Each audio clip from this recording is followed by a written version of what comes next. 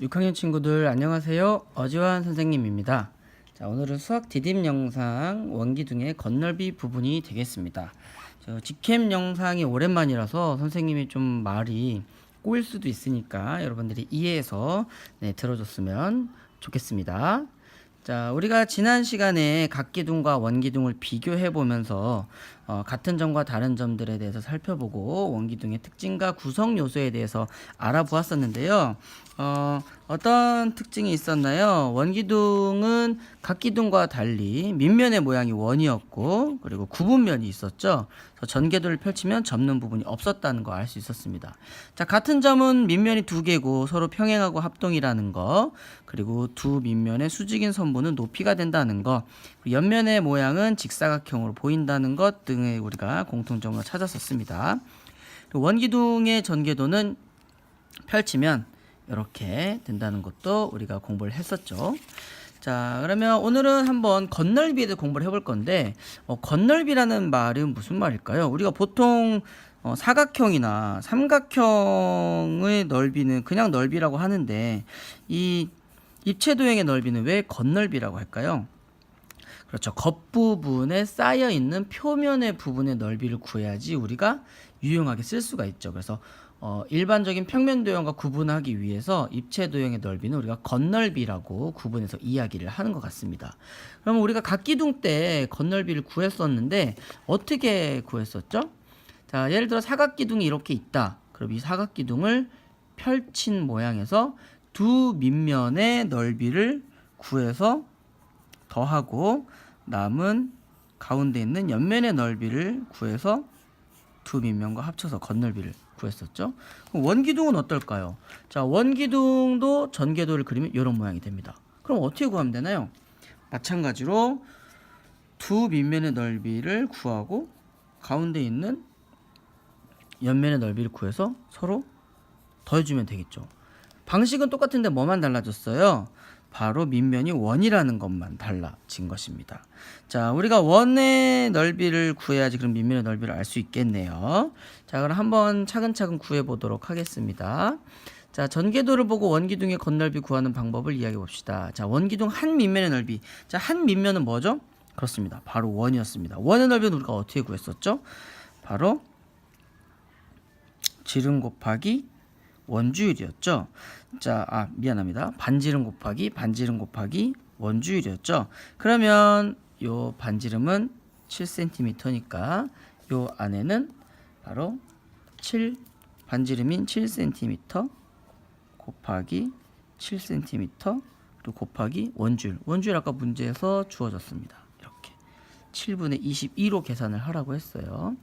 반지름이 7이기 때문에 계산하기 편하게 7로 제시해 준 것 같습니다.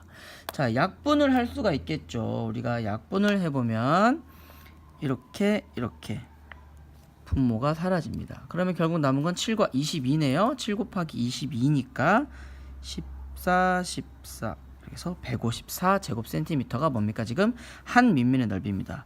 근데 한 밑면의 넓이 몇 배를 해야 된다 그랬어요? 2배를 해야 된다고 우리가 했었습니다.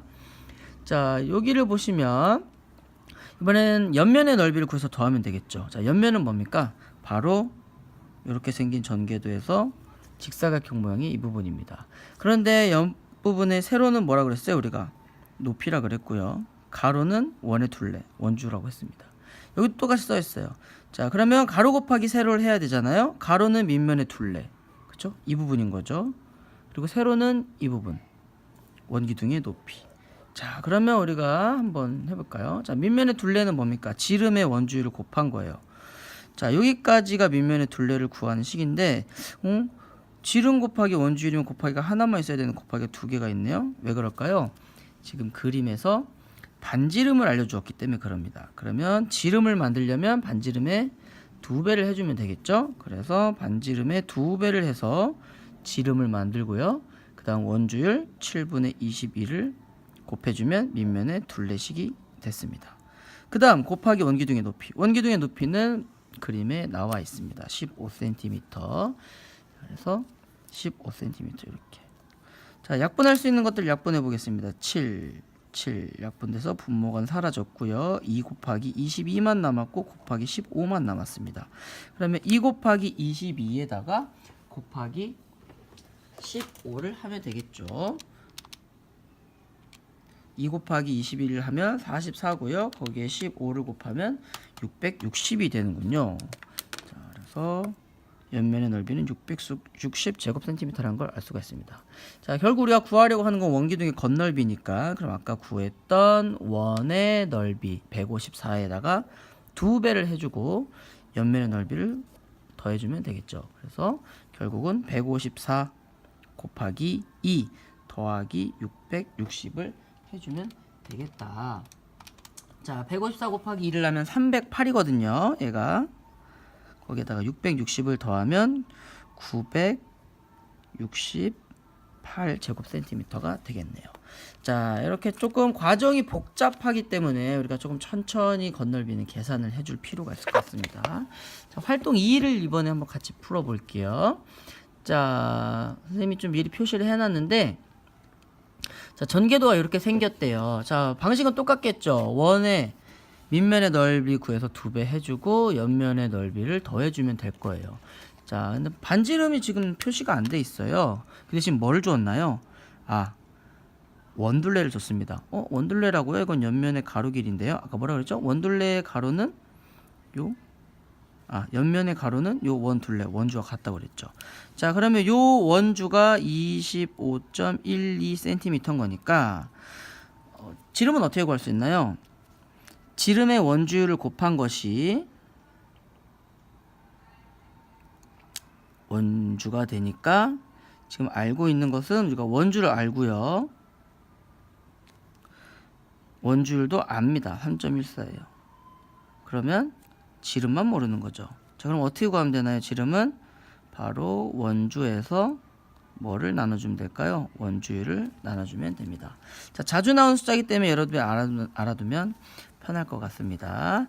자, 8이거든요. 자, 그래서 지름은 8입니다. 3.14에 8을 곱하면 25.12가 돼요. 자, 그래서 지름의 길이는 8이 되었고요. 반지름의 길이는 4가 되겠네요. 자, 그래서 반지름, 왜 반지름을 알아야 되죠? 지름만 알면 되는 게 아니라 바로 밑면의 넓이를 구해야 되기 때문이죠. 넓이는 반지름 곱하기 반지름 곱하기 뭐였죠? 원주 율이었으니까요. 그래서 4 곱하기 4는 16이고 거기에 3.14를 곱해보면요 바로 50.24가 됩니다. 이게 한 밑면의 넓이가 되는 거죠. 그럼 원기둥의 건널비는 미안합니다. 밑면의 넓이. 자, 옆면의 넓이는요 어떻게 구하나요? 가로 곱하기 세로잖아요. 가로 곱하기 세로. 그러면 25.12 곱하기 6을 하면 되겠네요.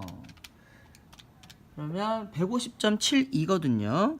자, 이거는 밑면의 넓이고 옆면의 넓이는 150.72. 자, 그럼 더하면 되겠죠. 두 밑면의 넓이 50.24 곱하기 2를 하고 여기에 옆면의 넓이 150.72를 더해주면 바로 넓이가 나옵니다. 자, 50.24에 2배를 해주면 100.48이고요. 150.72를 더해주면 바로 답이 나오겠죠. 계산기를 하고 있는데